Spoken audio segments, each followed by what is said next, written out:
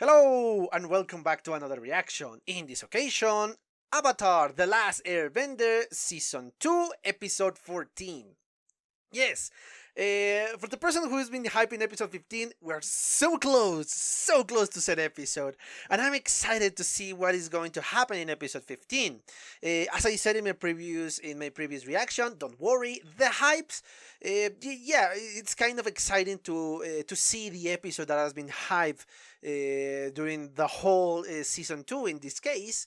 But again, I'm going to try to judge it as its own. I will not judge it before, and as I said before, I'm trying to maintain myself. Yes, it's exciting to finally see what the hype is about, but again, I will judge it when I see it, because yeah, that is what I usually try to do. Even somebody say, "Oh, this is great! Oh, this is awesome!" I say, "Okay, sure, I'm gonna watch it, but I'm gonna judge it on my own merits." And this is always that I try to do. Obviously, it's not 100% of the time accurate, but I really try my hardest with that. But anyway, yes, we got a pretty exciting episode in the last time.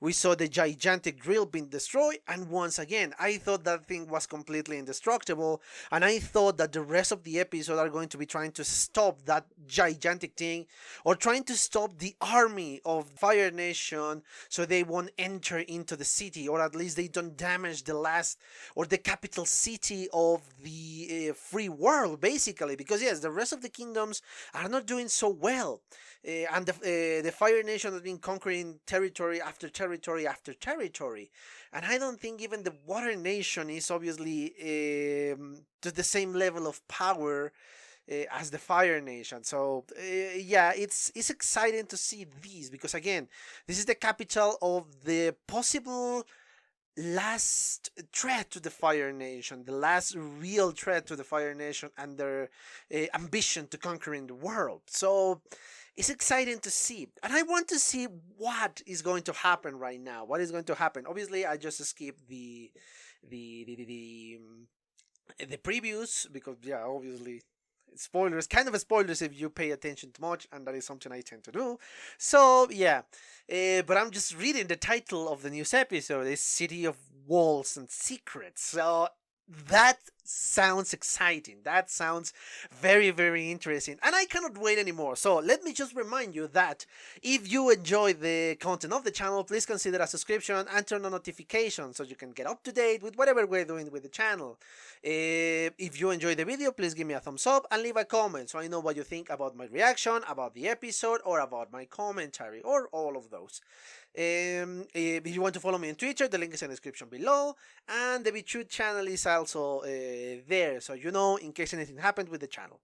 Anyway, yes, enough about this bullcrap. Let's just cut all of this and watch the episode, shall we?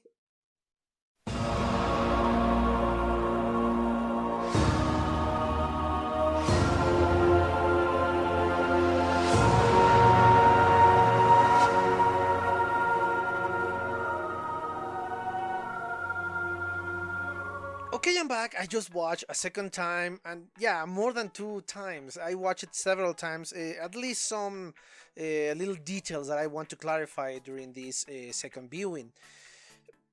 Yeah, this is a very twisted episode. It's intriguing. It is interesting. It's creepy at some points. Yeah, from the beginning, that creepy vibe was there, but I did not understand the true nature of that creepy feeling. Yeah, it was silly at the beginning, creepy but silly, but then it turns into something a lot worse than I was expecting.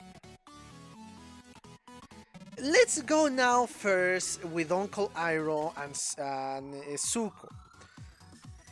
Yes, these stories are more intermixed than in previous in previous episodes. At least that's what I think. But obviously, let's start with the least, I don't want to say least important, but the least obvious one. I think is the best way to describe it. Obviously, we have known since a couple of episodes ago that Jet is observing Uncle Iroh and Zuko. because he believes that they are firebenders, which they are. But obviously there is a lot of stuff behind that story. Obviously, Jet still only sees black and white. He doesn't understand the scales of grays. Obviously, that will be too much of a change of character if you just start to see, okay, maybe they are refugees, maybe they are Fire Nation, but this and that and that. Obviously, that will be too much of an extreme change from the first time we saw Jet and into this point. So I like that aspect, that they are not changing the characters that much to feel unnatural. He's obviously mistrusting, but nobody else believes him, because honestly, Uncle Iroh really made a mistake by heating up his cup of tea. But it's not that much, it's not something so big. If Jet wasn't there, nobody would have noticed that. Nobody.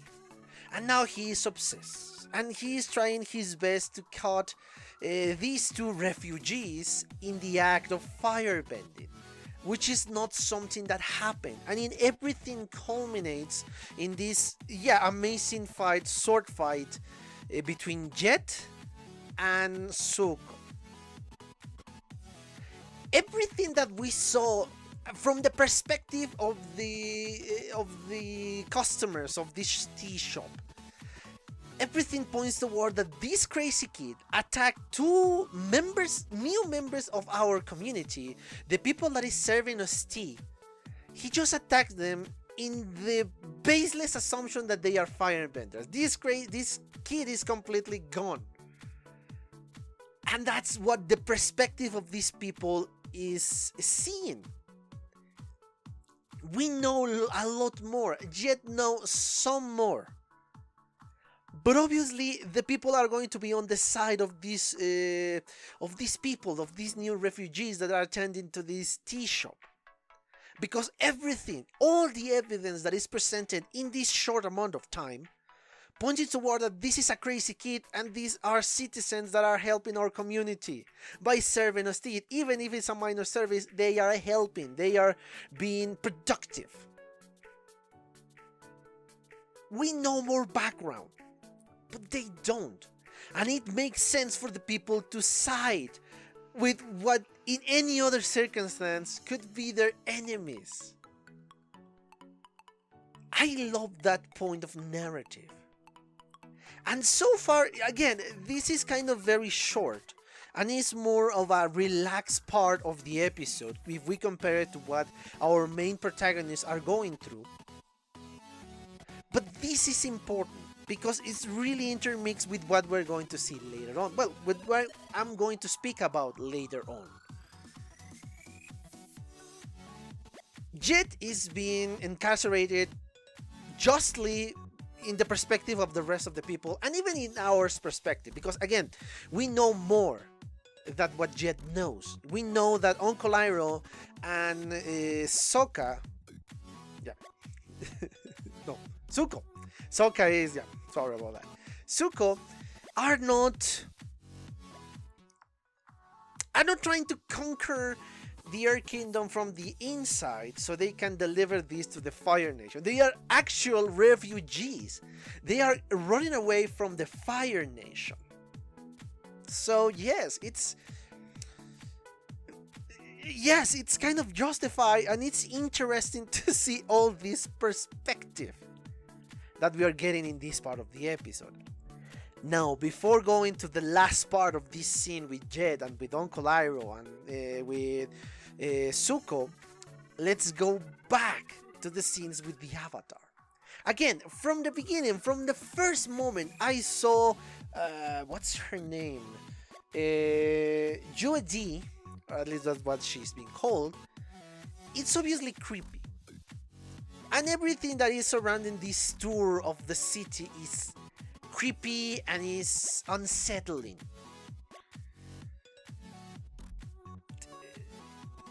Obviously, we know there is a class in here. There is a class war here. Let's say there are classes here.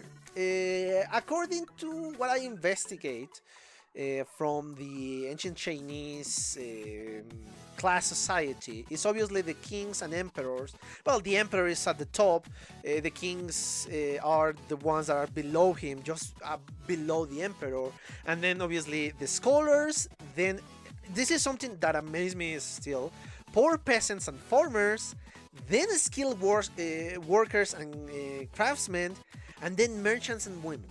Not the women, because yes, in ancient society, women are not considered in the same level as men. This is not something I'm saying, oh, this is the correct way. No. This is the way the ancient cultures worked.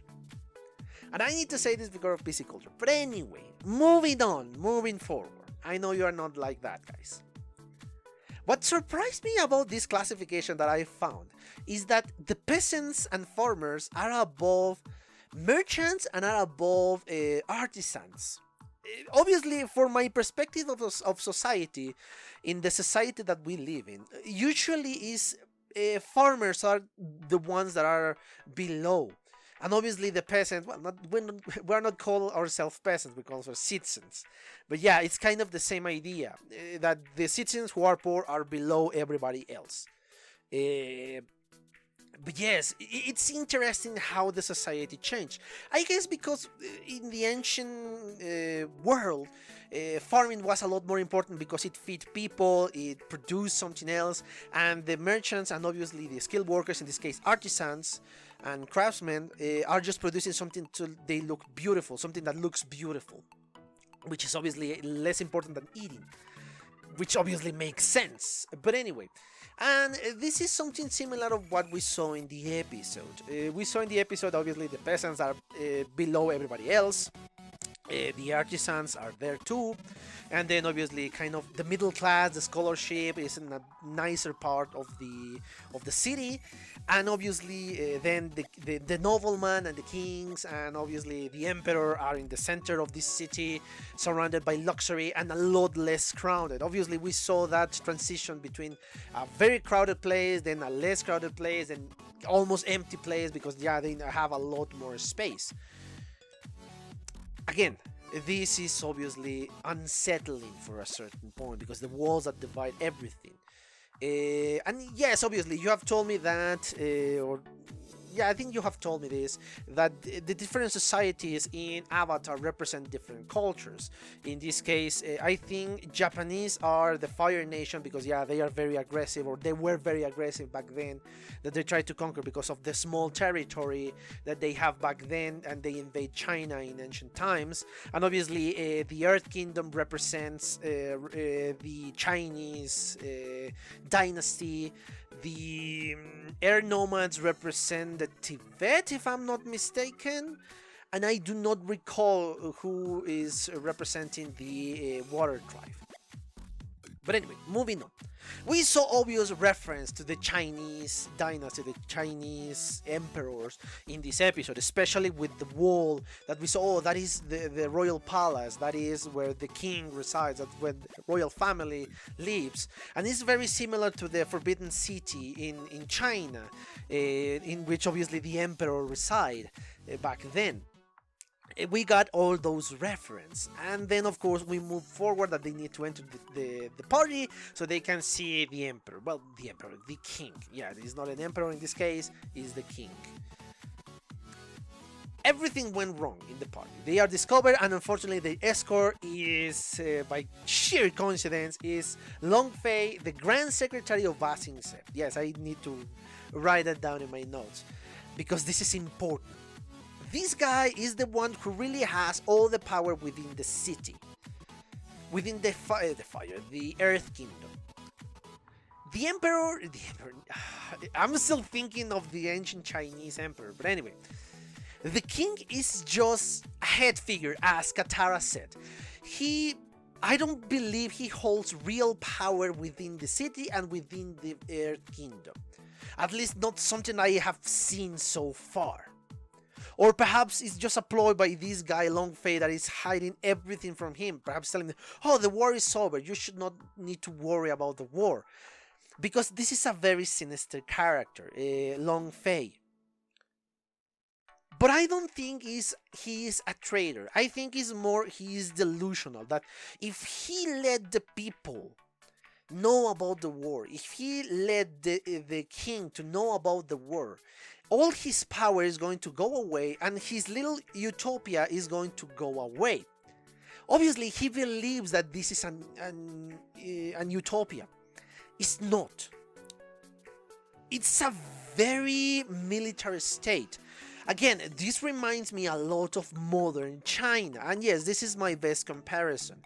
The Chinese government obviously is vigilant of all their citizens. They have their own intranet, I think it's called. They have their own social networks. They have all of this because the government needs to be able to control everything that goes through them.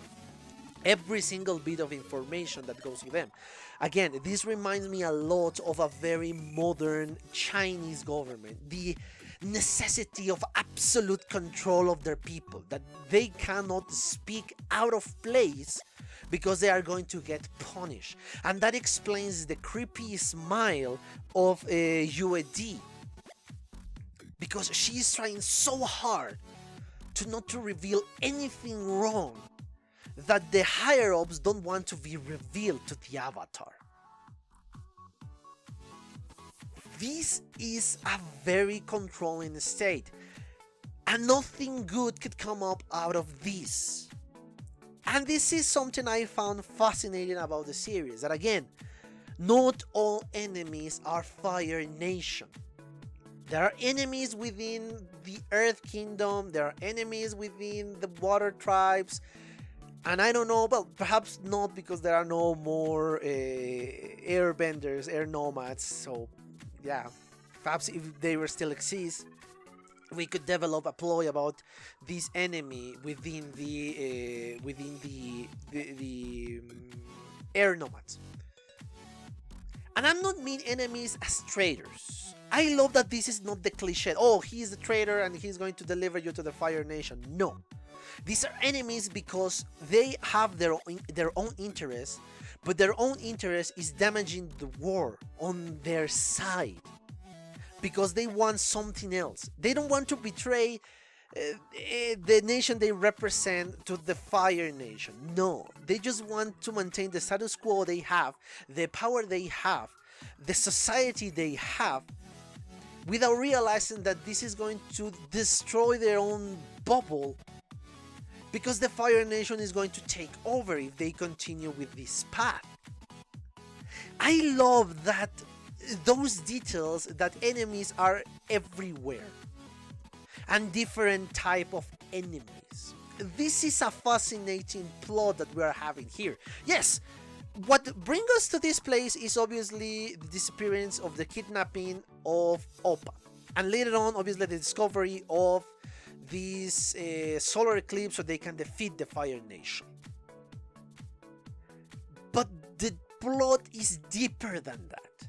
They need to fix this part so they can move on and they can have a chance against the Fire Nation.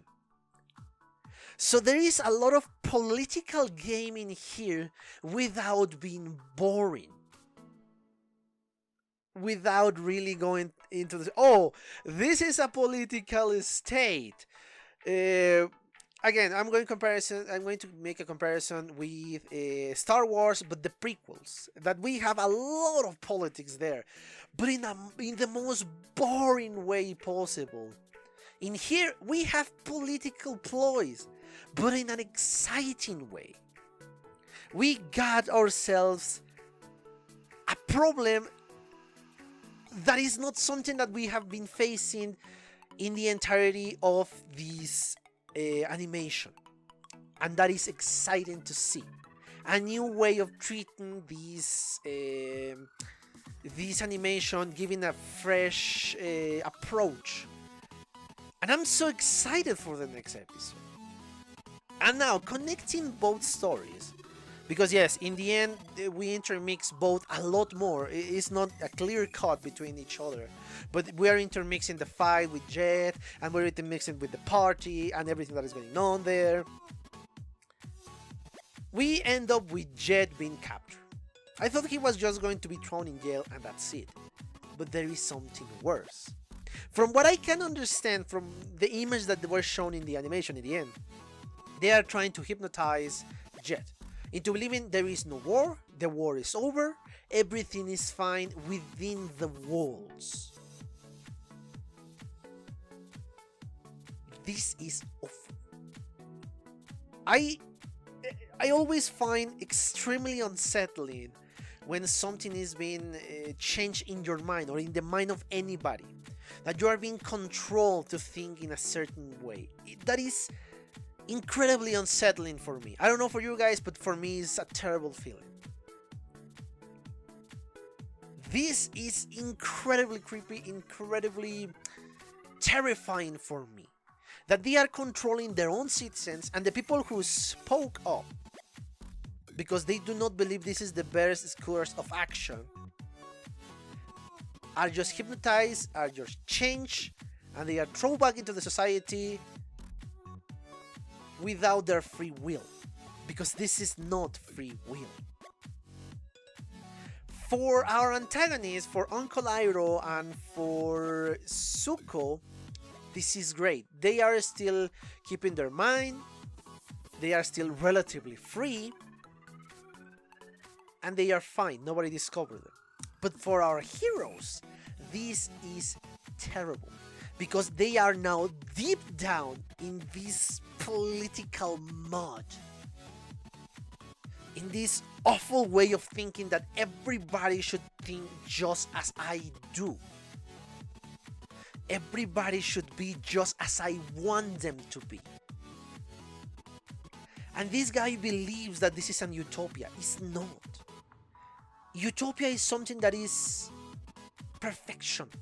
That everybody lives in a perfect society. That cannot exist. Just by the human nature, this cannot exist. There is always a conflict. It's going to exist because that is within our nature. Nature. This is worrying. And obviously in the end, the guide, UAD, was changed for another one. Obviously the new one has a lower voice. And the other one, I don't know what was her destiny. I don't know if she was killed. I don't know if she was just in prison. I don't know. But again, how easily they can substitute their people, how little they mean to the greater good, according to Long Fei, that they are going to change them however they want and whoever they want. Again, everything about the episode, the more we saw the episode, the creepier it became. And I love how Toph is very consistent with the unsettling feeling that she has. Okay, I don't like this restriction, they have too many rules and all of that. Yeah, now I fully understand why she was feeling like this. Yeah, I have been speaking about this for 20 minutes. It's a fascinating episode, it's an unsettling episode, and I love it. This type of political speak is amazing, and my god, I cannot wait for the next one. And I kind of start to feel the hype for the next one, because if this is the continuation of the next episode, my god, episode 15 is going to be amazing. Hopefully it's going to be amazing. But anyway, yes, I think I exhausted the topic of this one. A very fascinating one, a very extended topic, because there is a lot to speak about in this one. But anyway, yes, let me remind you that if you enjoy the content of the channel, please consider a subscription and turn on notifications so you can get up to date with whatever I upload to the channel. If you enjoyed the video, please give me a thumbs up and leave a comment so I know what you think about the reaction, about the episode, and about my commentary. Follow me on Twitter if you desire. Obviously, there is no obligation here. And follow me on the BitChute channel, because yeah, again, if anything happens with this channel in YouTube, there is going to be something else in there. Anyway, yes, I think that's it. I hope you enjoy it, and yeah, see you on the next one. Bye. Okay guys, I hope you enjoyed that video, and if you did, give it a like, so the algorithm from YouTube will help me out. and check my other videos, share them, and also why not subscribe to my channel and join this community. And as always, I want to thank you for your attention, your likes, and even your dislikes, your comments, which is something I always look forward to read. And yeah, once more, thanks and see you on the next one.